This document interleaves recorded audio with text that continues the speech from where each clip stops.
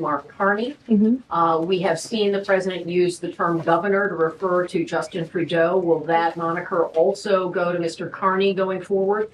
And is the decision to increase the tariffs, is that based on a specific economic metric that he looked at? Is it impulse? How would you describe his reaction to Canada? The president has not yet spoken to Mr. Carney, not since I checked, which was just moments ago. But certainly his phone is always open to leaders who wish to speak with him. As for the tariffs, the president made his position on this quite clear with the statement that he put out. And it was a retaliatory statement due to the escalation of rhetoric that we've seen out of Ontario, Canada. The president saw the Premier, Doug Ford, make an egregious and insulting comment threatening to shut down electricity for the American people, for hardworking American families. He made that threat. The president saw that and has an obligation and a responsibility to respond accordingly and represent the interests of the American people. So he has made the decision to add a 25% tariff. So now steel and aluminum tariffs will come into effect tomorrow at the rate of 50%.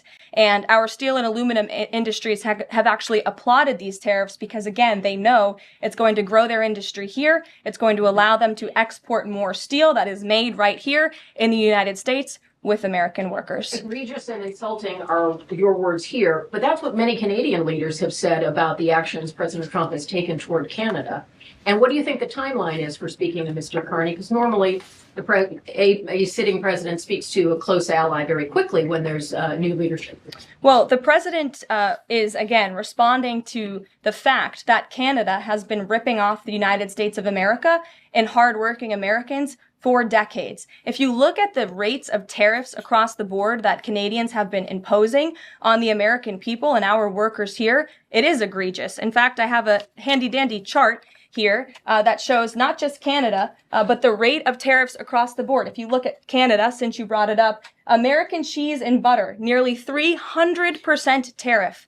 You look at India, 150% tariff on American alcohol. You think that's helping Kentucky bourbon be exported into India? I don't think so. 100% tariff on agricultural products from India.